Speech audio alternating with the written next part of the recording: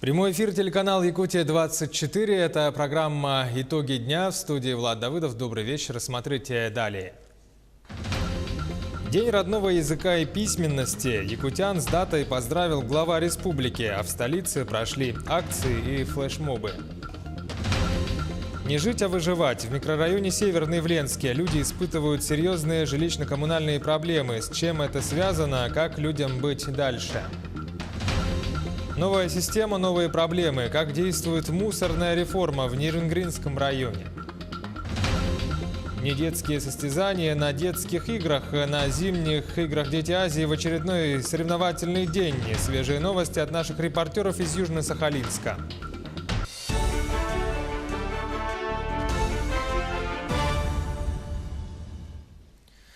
В Якутске сегодня вечером без газа остались 44 дома. Авария произошла в результате несогласованных работ Якутской энергоремонтной компании. Кроме жилых домов, в результате этого инцидента без газа остались два газораспределительных пункта – котельная «Речевая школа» и котельная ботанического сада СВФУ. Сообщается, что Якутская энергоремонтная компания в ходе земляных работ, проводимых без согласования, пробурили газопровод среднего давления диаметром в 76 миллиметров. Руководство управления газораспределительных сетей на месте организовывает работы, ведут мероприятия по спасению жилфонда от перемерзания. Об этом сообщили в Сахатранснефтегазе. В компании отметили, чтобы владельцы домов в районе Сот-Изыскатель присутствовали дома при запуске газа. К другим новостям. Программу исследования экологии Вилюйской группы улусов необходимо утвердить в сжатые сроки, так как ученые смогут выявить факторы загрязнения рек Ирелях, Малая Батубию и Вилюй только до начала паводка. Об этом шла речь на рабочем совещании в парламенте. Основной вопрос – обоснование финансовых механизмов, уточнение смет расходов. Как пояснили, для реализации программы потребуется 375 миллионов рублей, из которых около 100 миллионов должны быть выделены в этом году. Как ранее сообщалось, по поручению Айсена Николаева в республике создается программа, которая предусматривает комплексные научные исследования экологии Вилюйской группы улусов, а также ежегодный мониторинг состояния здоровья населения, проживающего в зоне влияния аварийного сброса вод с дражных полигонов Алроса, и использование биомедицинских технологий лечения. Программа рассчитана на период с 2019 по 2023 годы. Тем временем на водоочистной станции Верхнемунского месторождения запустили новую лабораторию. Теперь там будут ежедневно брать пробы воды на анализ. Из Мирнинского района передает наша коллега Ирина Балкова. Возить пробы в Удачный теперь не нужно. Так говорят здесь, в новой лаборатории водоочистной станции Верхнемуны. Объект запустили, чтобы анализировать качество подаваемой воды и максимально быстро реагировать на любые его отклонения. Вот эта центрофуга, мы на ней определяем мутность. Можно ее открыть, посмотреть, если хотите. Открыть. Она у нас тоже такая, в общем-то, неплохая вещь. Вот такая вот центрофуга. Здесь ставим воду и потом определяем мутность здесь воды. Анализ воды теперь делают здесь же, причем ежедневно. Объемы не маленькие, ведь станция рассчитана на очистку 300 кубометров за одни сутки. Поступает она с водозабора в 2,5 километрах от объекта. В ручье Безымянный 1 вода при паводке набирается в ковшевой водозабор. И после этого там плавучая насосная станция погруженными насосами перекачивается на электрокотельную гидроузла, откуда насосами подается по трубопроводам на станцию ВОЗ. Чтобы сделать ее пригодной для питья, воду очищают по нескольку раз. Первая стадия начальная. Здесь убирают крупные примеси. Затем обрабатывают реагентами и отправляют в специальный отстойник. Здесь, оставив осадок, осветленная вода снова подается в фильтры. Финишная ступень очистки происходит с помощью активного угля. Затем насосами подается потребителю. Перед этим проходит обработку гипохлорида натрия для обеззараживания трубопроводов и через ультрафиолетовые лампы для полной инактивации и уничтожения патогенной микрофлоры. Специалисты утверждают, что вода на водоочистной станции соответствует всем санитарным требованиям. Я предлагаю попробовать.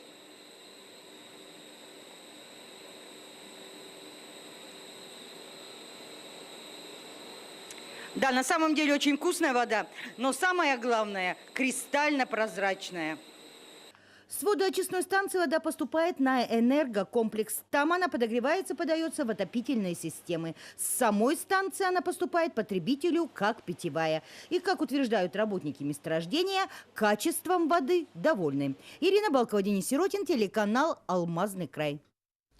Минтруд России предложил ежегодно выплачивать ветеранам Великой Отечественной войны по 10 тысяч рублей ко Дню Победы, сообщается на портале проектов нормативных правовых актов. Проект указа предполагает денежную выплату, начиная с текущего года, гражданам России, инвалидам и участникам Великой Отечественной войны, проживающим в Российской Федерации, Латвии, Литве и Эстонии.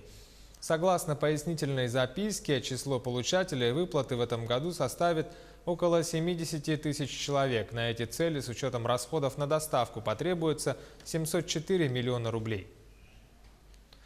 С начала года сотрудниками ГИБДД привлечены к ответственности около 50 таксистов-нелегалов. По 2 фактам проводится проверка. По данным с начала текущего года на дорогах республики уже зарегистрировано 4 ДТП, связанные с нарушением правил перевозки пассажиров. При этом травмы различной степени тяжести получили 8 человек. При этом статистика показывает, что вне населенных пунктов происходят ДТП с наиболее тяжкими последствиями. Например, в 2017 году было 11 погибших, в 2018 – 5 погибших в подобных ДТП. Госавтоинспекция настоятельно советует якутянам быть внимательными при выборе и вызове такси и оказывающие услуги по перевозке пассажиров. О нарушениях, допускаемых перевозчиками пассажиров, можно сообщать в управлении ГАИ. Жители микрорайона Северный в Ленске испытывают серьезные жилищно-коммунальные проблемы. С чем это связано и в каких условиях людям сегодня приходится жить? Репортаж Шаны Кожевниковой.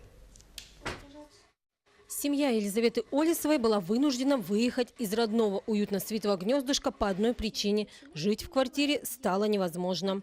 Села баба за стол, да стол за ворота ушел. А от жителей дома номер 19 проспекта Строителей микрорайона Северный ушел комфорт. Но не по их вине. По чьей, пока неизвестно. А в доме поселилась сырость, плесень, грибок и запах канализации, который, к сожалению, не передает объектив нашей камеры.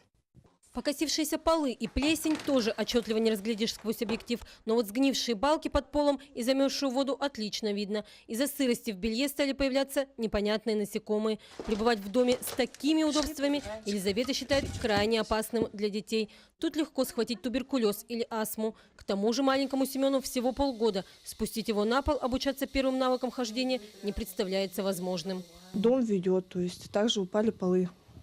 В связи с тем, что вода стоит, упали полы черновые, балки, то есть один настил полов, то есть теперь я вынуждена здесь еще не жить из-за того, что старший ребенок может пройтись и под пол. Ну и маленький также поползет, и все насекомых будут собирать. То есть это через мою квартиру еще проходят все эти канализационные трубы. У меня где детская, вот именно по детской проходят.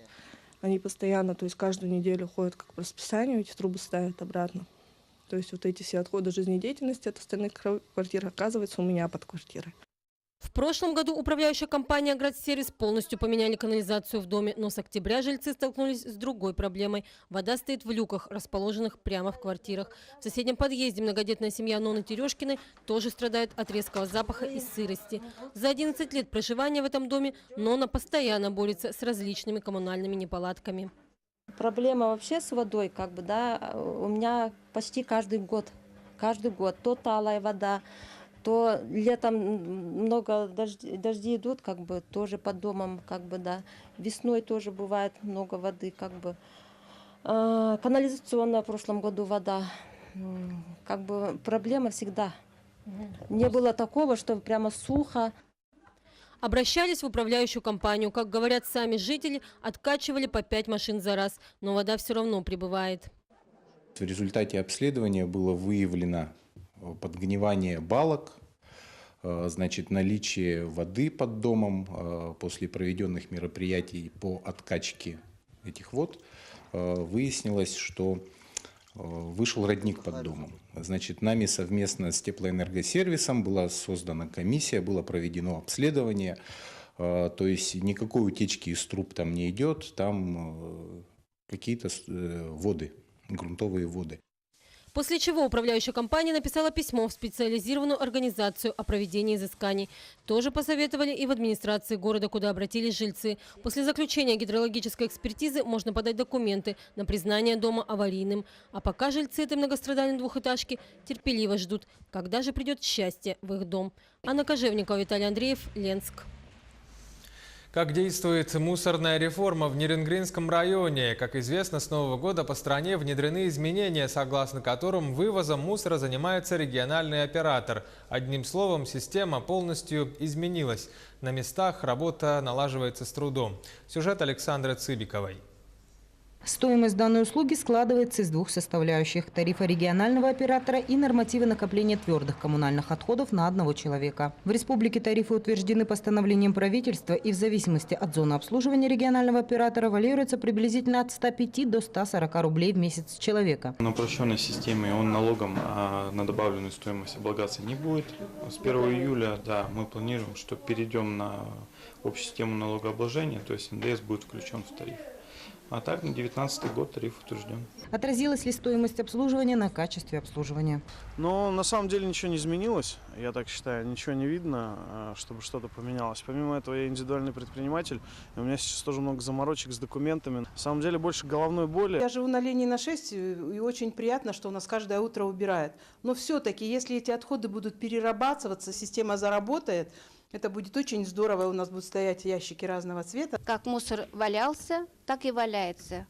Вот я живу на Карла Маркса 2, даже подъезд не подметается. Пока я не позвоню, никто не придет даже подметать. Отметим, что региональный оператор не только образует оборот твердых коммунальных отходов, вверенный ему зоне консолидирует платеж за работу, но и должен, используя эти средства, заниматься развитием инфраструктурных объектов. Например, строить полигоны, высокотехнологичные объекты, исключающие контакт отходов с окружающей средой. В обязанности этого единого оператора нашего будет внедрено, в его обязанности будет входить ликвидация свалок несанкционированных, которые превышают более 1 кубического метра. По санитарным правилам и нормам площадки для установки контейнеров должны быть удалены от жилых домов и детских учреждений, спортивных площадок и мест отдыха населения на расстоянии не менее 20 метров, но не более 100 метров. Генеральным планом города Нерюнгри такие площадки не предусмотрены. Тем не менее, в муниципалитете признают, что закон необходимо соблюдать. Александра Цыбикова, Захар Головин,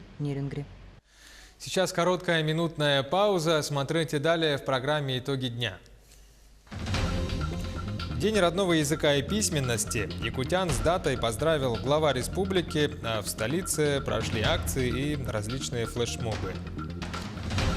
Недетские состязания на детских играх на зимних детях Азии. Очередной соревновательный день. Свежие новости от наших репортеров из Сахалина.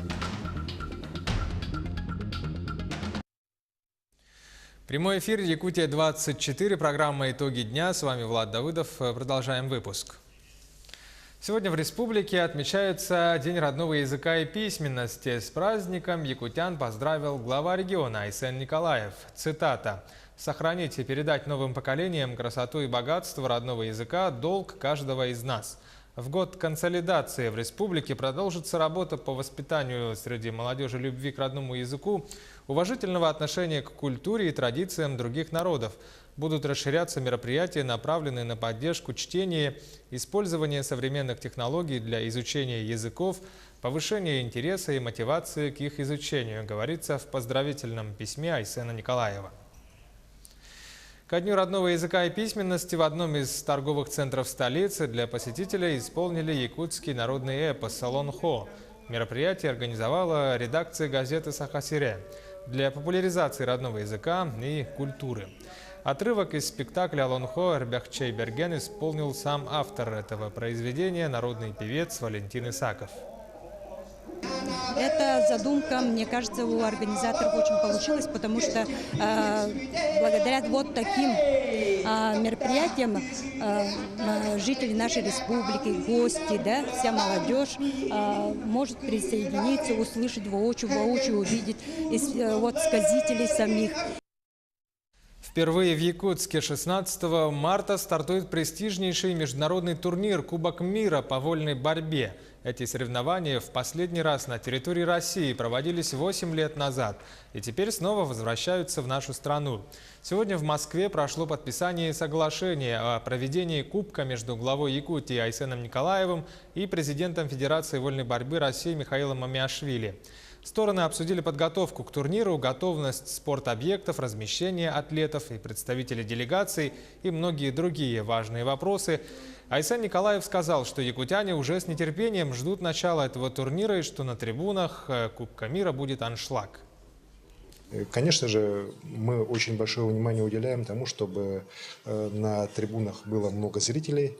Уже после 15 февраля билеты поступят в продажу. Мы сделали максимально низкие цены, 500 рублей, 800 рублей, в зависимости от места на трибунах «Триумфа». Ну и, конечно же, достаточно большая часть билета будет бесплатно предоставляться детям из социально незащищенных слоев населения, детям, которые у нас тренируются в спортивных школах, ну и, конечно, нашим ветеранам спорта, благодаря труду которых на самом деле мы имеем сегодня возможность проводить Кубок мира в городе Якутске как одной из столиц российской вольной борьбы.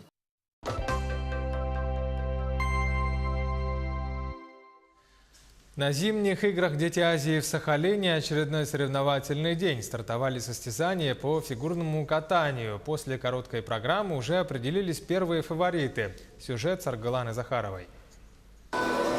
Первое же выступление в короткой программе продемонстрировала спортсменка, которую считают одной из фавориток соревнований. Это Дарья Батяева из сборной Якутии. Она достаточно чисто показала все обязательные элементы. Выступление удалось, все хорошо получилось. Сейчас готовлюсь к произвольной программе, нужно будет чисто откатать. Хорошо откатать получилось не у всех. Сегодня на Сахалинском льду было очень много падений. Расстроена ушла в раздевалку одна из сильных фигуристок игры Ева Яковлева из Кыргызстана. У меня не получился каскад Сальхов-Тулуп 3-2, но я не буду опускать руки, буду работать. Я его хотела сделать, но впереди еще произвольная, так что будет еще борьба между девочками. По международным правилам короткая программа длится 2 минуты 40 секунд, а вот количество обязательных элементов на детских соревнованиях сокращено до 7. Здесь очень разный спектр участниц. И участников мальчиков то же самое. Есть спортсмены, которые могут с успехом выступать на юниорском чемпионате мира, а есть спортсмены, которые, в общем-то, делают более-менее первые шаги на льду. Всего на фигурном катании заявлены 33 участницы. Впереди их ждет произвольная программа. Саргалана Захарова, Сергей Козюра, Сахалин, «Дети Азии». Серьезная борьба развернулась и среди лыжников. За ходом зрелищных гонок наблюдал Василий Радченко. Ну давай, маленько, поработай, финиш! Таких эмоций не было ни в одном из соревновательных дней. Смешанная эстафета – самая жаркая и динамичная дисциплина в лыжных гонках. Но что осталось неизменным, так это аутсайдеры заезда. Ребята из Непала и Таиланда по-прежнему с трудом преодолевали трассу.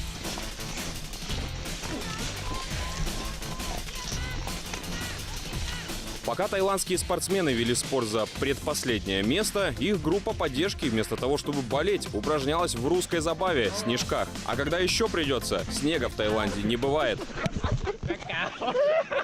Все ожидали, что основная борьба развернется между москвичами и командой «Сахалин-1», в состав которой входит победительница 2 предыдущих заездов Анна Кожинова. Но в середине гонки инициативу у хозяев игр перехватил Сибирский федеральный округ, который набегал на серебро, оставив сахалинцев лишь с 3-м местом. А возглавила медальный список команда Москвы, так как уже в предыдущих гонках можно было смело говорить, что сборная приехала сюда явно не в качестве туристов. А завершит же лыжные гонки на играх эстафета дружбы, которая пройдет послезавтра. Василий Радченко, Сергей Козюра, «Дети Азии», Сахалин. Околоспортивные новости с «Детей Азии». Как организовано питание участников зимних игр с учетом национальных особенностей и строгого рациона спортсменов. О том, как все это налажено, в сюжете Саргаланы Захаровой. На 25 точках питания каждый день кормят тысячи спортсменов. Повара работают круглые сутки, чтобы успеть приготовить сбалансированное меню. Если в рационе обычного человека по нормативам должно быть не менее 3000 килокалорий в сутки, то спортсменам готовят на все 5500. Мы понимаем, что это спортсмены, мы понимаем, что у них энергозатраты выше, плюс холодно на улице, тоже требуется дополнительная энергия на обогрев организма. То есть мы вот эти вот нюансы тоже учитывали с нашими коллегами при формировании меню. При этом не забывают и особенности национальных кухонь. У каждой делегации свои предпочтения. Райдеры по питанию заранее отправили представителей Кувейта и Индии. Остальные утвердили меню в рабочем порядке. Допустим, у меня очень много корейцев, очень много восточных ближе к нам. У них любимое блюдо, я так понимаю, рис. Вот. И рис у нас уходит просто неимоверное количество. Так на столах всегда можно увидеть излюбленное корейское блюдо кимчи, но и местная сахалинская рыба обязательно в рационе. У нас обычно меньше рыбы, но все равно очень вкусно. Нравится то, что вот все вообще кухня прекрасная. А здесь у нас больше русская, но есть и разнообразие с восточной кухни. Хлеб очень вкусный. Еды хватает, да, наедаемся. Если что, у нас работают добрые повара, у которых можно попросить добавку. Если у спортсменов к питанию довольно строгие требования, то другим участникам игр можно поближе познакомиться с сахалинской едой. А она, как известно, связана с корейской и японской кухней. Например, острый суп химультин готовится из многообразия морепродуктов и с добавлением жгучих специй. Сарглана Захарова, Александр Ярков, Семен Афанасьев, Сахалин, Дети Азии. Таковы итоги дня сегодня. Наши корреспонденты следят за развитием событий. Оставайтесь на канале Якутия-24. Будьте всегда в курсе.